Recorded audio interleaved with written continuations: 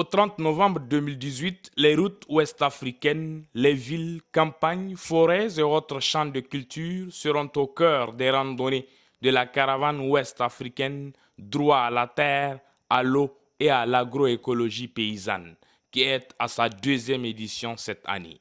Initiative de la convergence globale des luttes terre et eau en Afrique de l'Ouest, cette caravane est un cadre par excellence d'échanges, de débats et d'action en faveur du paysan ouest-africain. Pour ce faire, un programme mûrement réfléchi sera mis en œuvre pendant ces 3 semaines de parcours en Guinée, Côte d'Ivoire, Ghana, Togo et Bénin.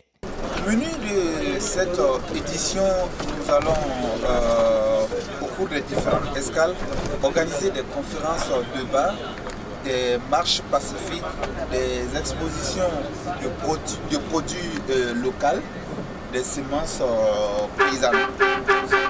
Et progressivement tout au long du trajet. Et enfin, nous arrivons à Cotonou où non seulement nous allons débattre de l'agroécologie et faire des expositions de semences paysannes et des produits locaux. Et la boucle va se faire avec, par un forum des femmes et des jeunes sur l'accès au foncier.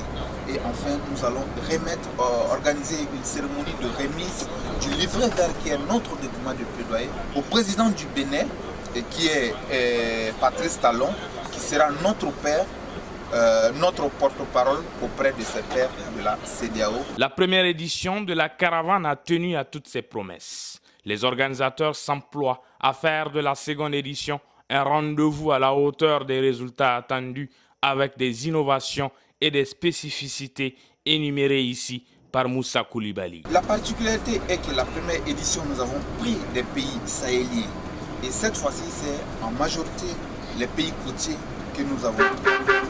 L'une des spécificités, nous mettons un accent sur les femmes et les jeunes, surtout leur accès au foncier.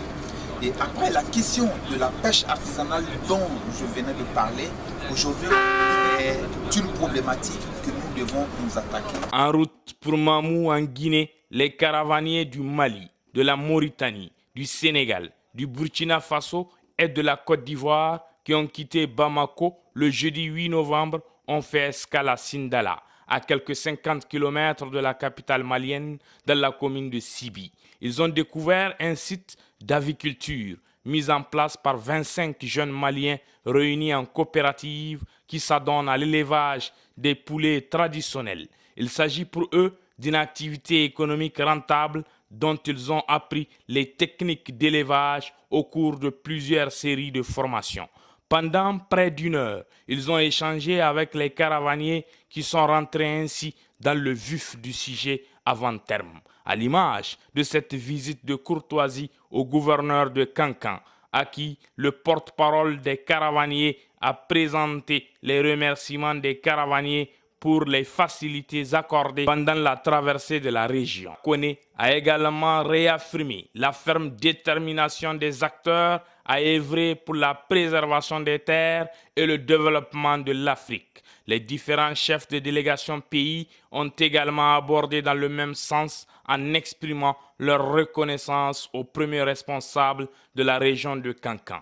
Le gouverneur, en réaction, a souligné l'importance qu'il accorde à la caravane et aux thématiques dont elle est porteuse. Le développement de l'Afrique passe par la fertilité de ses terres, la maîtrise de ses eaux et la résolution des difficultés du monde paysan, toutes choses qui sont au premier rang des priorités des chefs d'État ouest-africains, a indiqué le général Mohamed Garé, qui a invité les caravaniers à insister sur l'unité africaine, sacerdoce indispensable au développement du continent.